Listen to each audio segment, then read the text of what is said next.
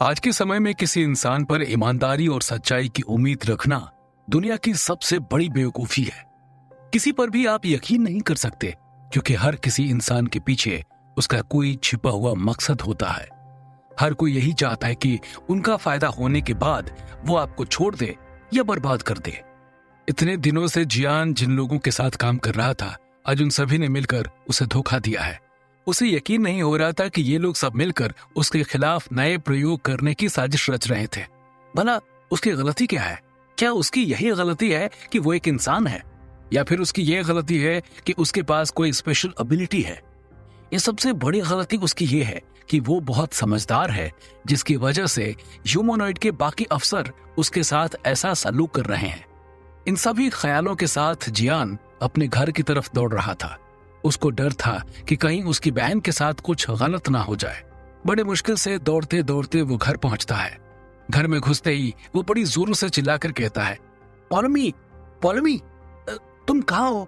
जियान की आवाज सुनते ही पॉलमी बाहर आती है। उसने आज तक कभी भी जियान को इतना घबराया हुआ नहीं देखा था। उसे समझ नहीं आ रहा था कि आखिर उसके भाई के साथ ये क्या हो रहा है। उसने जियान से कहा, क्या हुआ भाई, तुम इतने घबराए हुए क्यों नजर आ रहे हो? जियान ने अपनी बहन का हाथ पकड़ा और एक कोने में ले गया और उससे कहा, कोई यहाँ आया तो नहीं? पॉलमी ने उसकी तरफ देखकर कहा, नहीं जियान, यहाँ कोई नहीं आया। पहले तुम ये बताओ कि तुम इतने घबराए हुए क्यों लग रहे हो? जियान खड़ा हो जाता है और अपने हाथ से पसीना पोंछता है। पॉलमी को देखकर वो रोने लगता है। पॉलमी उसके पास जाती है और कहती है, तू रो क्यों रहा है? बताना मुझे कि आखिर हुआ क्या है। क्या तेरा और रितिका का ब्रेकअप हो गया क्या? उस लड़की का दोबारा नाम मत लेना दीदी, क्योंकि वो एक नंबर की धोखेबाज लड़की है। जियान की बात सुनकर पॉलमी हैरान हो जाती है और उससे पूछती है, क्यों, उसने क्या कर दिया?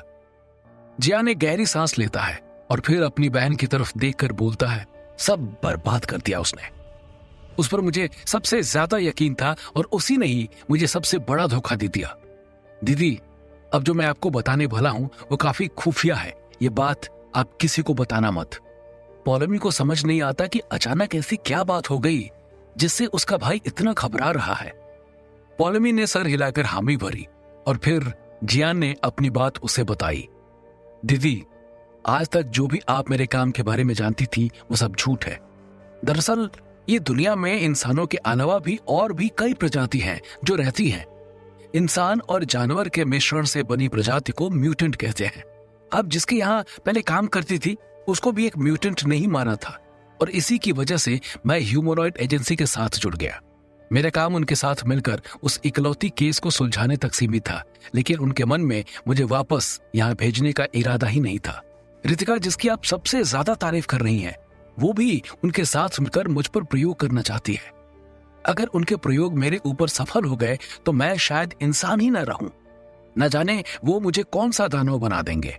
इसीलिए मैं उनकी सारी जगह छोड़कर आ गया हूं, ताकि मैं और आप यहां से भाग सके। पहले तो पॉलमी को जियान की बात पर बिल्कुल भी विश्वास नहीं हुआ और उसने कहा, जियान, तू क्या पीकर आया है क्या? ये कैसी बेकी बेकी बातें कर रहा है? भला एक ब्रेकअप के बाद तुमने तो अपनी बुद्धि ही खो दी। एक लड़की ही तो थी, दूसरी मिल जाएगी। उसके प्यार में तो तू बिल्कुल पागल हो गया है। पहली बार जियान अपनी बहन पर चिल्लाकर कहता है, मेरी बात को समझो, मैं कोई बकवास नहीं कर रहा हूँ। ये सब सच है और हमें यहाँ से तुरंत भागना पड़ेगा, नहीं तो वो लोग हमें छोड़ेंगे नहीं। पॉलमी जियान के करीब जाकर उसको पानी पिलाती है और कहती है, शांत हो जा मेरे भाई, तू इतना परेशान था, इसीलिए ही रितिका ने मुझे फोन किया था। वो जानती थी कि तू यहाँ पर आएगा। जियान पॉलमी की बात सुनकर हैरान हो जाता है और अचानक उसको एक पुलिस का सायरन सुनाई पड़ता है। जियान देखने के लिए खिड़की के पास जाता है और वो देखता है वहां पर चीफ, गगन, कैलाश और बाकी सारे अफसरों के साथ साथ रितिका भी मौजूद होती है। पॉलमी भी खिड़की के पास आती है और देखती है कि कई सारे लोग हाथ में बंदूक पकड़े उसके बिल्डिंग के सामने खड़े हैं। पॉलमी रितिका की तरफ देखती है और उसके हाथ में रखी बंदूक पर उसकी नजर जाती है। पॉलमी को एहसास होने लगता है कि शायद जियान जो बोल रहा था बिल्कुल सही था। ये लड़की जरूर ही जियान को पकड़ने आई है। तभी वहां पर चीफ एक माइक लेकर उसमें बोलते हैं, जियान, ह्यूमनॉइड एजेंसी ने तुम्हें चारों तरफ से घेर लिया है। हमारे पास तुम्हारे खिलाफ काफी सबूत हैं कि तुमने लिली के साथ मिलकर ये जुर्म किया है। भलाई इसी में है कि तुम चुपचाप नीचे आ जाओ, नहीं तो हम ऊपर आ जाएंगे। तुम्हारे पास सिर्फ 3 मिनट है। रितिका मन ही मन बहुत दुखी थी। उसे समझ नहीं आ रहा था कि वो किस प्रकार से जियान की मदद करे। चीफ की वार्निंग सुनकर जियान अपनी बहन से बोलता है, दीदी ये हमारे पास आखिरी मौका है। अगर हम इन लोगों के हाथ में आ गए तो ये लोग कभी हमें छोड़ेंगे नहीं। मैं तो कैसे भी इनसे पीछा छुड़ा लूंगा, लेकिन ये लोग जानते हैं कि मेरी सबसे बड़ी कमजोरी आप हो। ये जरूर आपको नुकसान पहुंचाकर मुझ तक पहुंचना चाहेंगे। मैं सपने में भी आपको दुखी नहीं देख सकता, इसीलिए मेरी बात मान लीजिए, आप यहाँ से चले जाइए। पौलमी तुरंत जियान की बात को रोक कर कहती है, तू चुप कर, मैं बड़ी हूं या तू? भला मेरी होते हुए ये लोग तेरा क्या बिगाड़ सकते हैं? मैं रितिका से बात कर लूंगी, वो हमारी परेशानी समझने की और जरूर हमारे लिए कुछ न कुछ करेगी। तू ज्यादा परेशान मत हो, मैं सब सुलझा दूंगी। जियान फिर से अपनी बहन को समझाने की कोशिश करता है। बात अब बहुत आगे पहुंच गई है दीदी। अगर रितिका को समझाना होता तो वो चीफ को पहले ही समझा देती। उसका आज यहाँ बंदूक के साथ मेरे घर के सामने खड़ा होने का मतलब यही है कि वो भी हमें मुजरिम मानती है। वो कुछ नहीं कर सकती। जिंदगी भर आपने मेरे लिए बहुत कुछ किया है। मैं आपके सामने हाथ जोड़ता हूँ, कम से कम एक बार तो मुझे आपके लिए कुछ करने दो। और अगर आपको कुछ हो गया ना तो दीदी मैं जिंदा नहीं रह पाऊंगा। पौलमी अपने भाई की दुविधा को देखते हुए कहती है, लेकिन तेरा क्या होगा? जियान तुरंत कहता है, आप चिंता मत करो, मैं लोगों की तरह जानता हूं, कुछ न कुछ जुगाड़ करके मैं यहां से भाग जाऊंगा। चीफ अपनी घड़ी की तरफ देखते हैं और गगन को इशारा करते हैं, गगन समय समाप्त हो गया, तुम जाओ और उस जियान को घसीट कर लेकर आओ।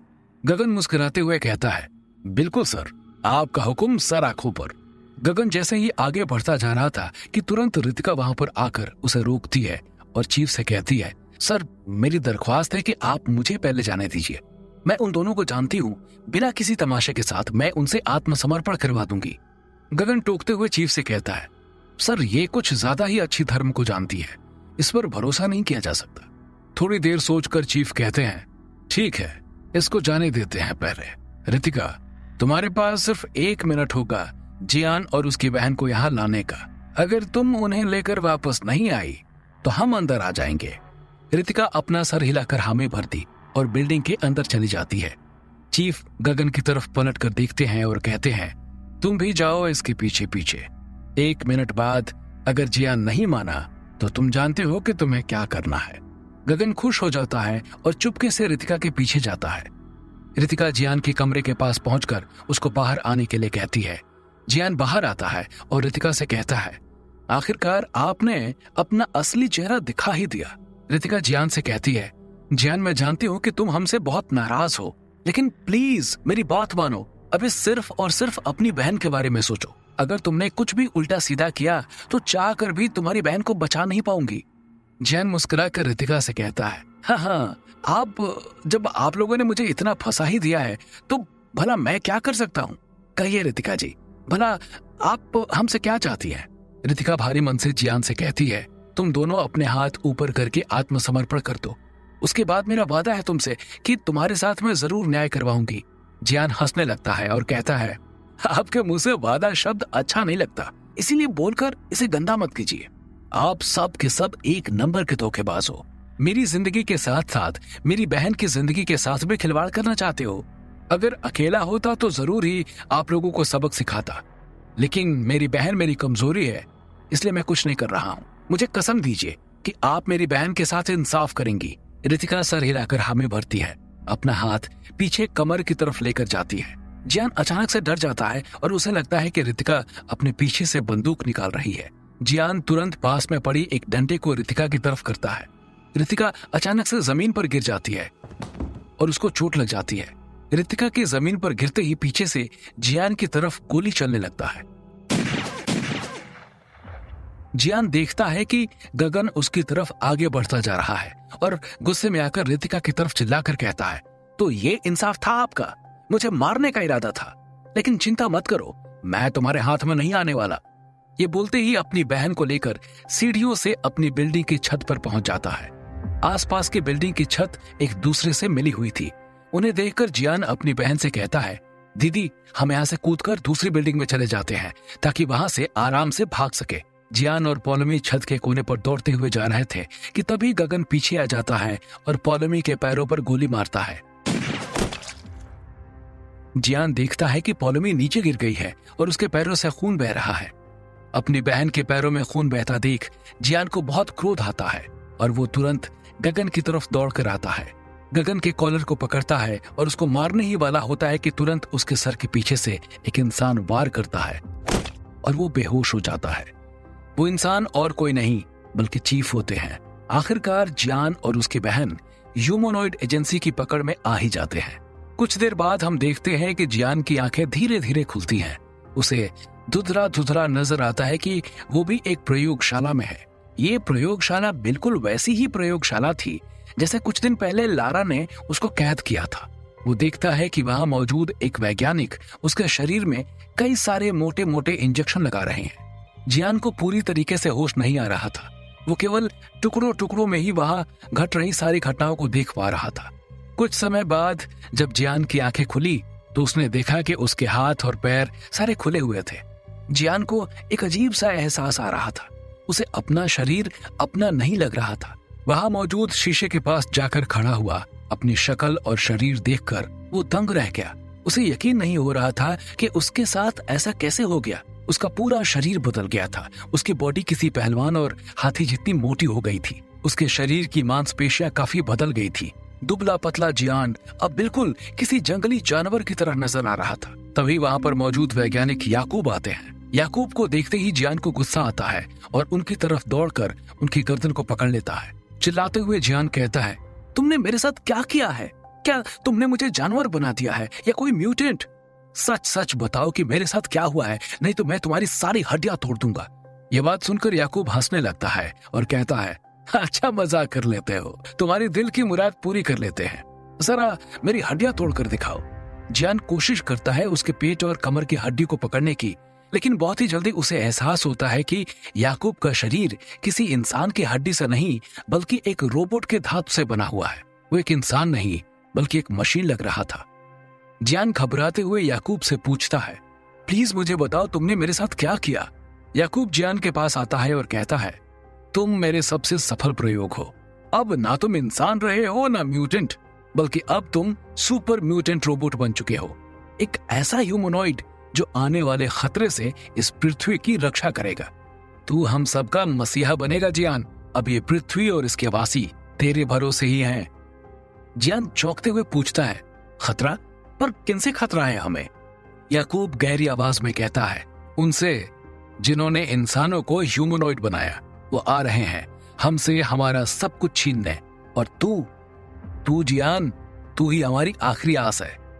जियान को अपने अंदर एक अजीब सी ऊर्जा महसूस हो रही थी, पर उसके चेहरे पर संदेह के निशान थे। उसे पता नहीं था कि वो जो अब एक सुपर ह्यूमनॉइड रोबोट बन चुका था, वो आने वाली जटिल परिस्थितियों का सामना कर पाएगा या नहीं। आखिर इंसान कितना भी ताकतवर क्यों ना हो, पर असली ताकत उसे अपनी शक्तियों से नहीं बल्कि जज्बे से मिलती है।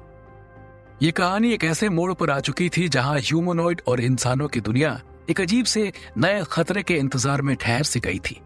ये सब जानने के लिए सुनते रहिए विचित्र वर्ल्ड, सिर्फ पॉकेट एफएम पर।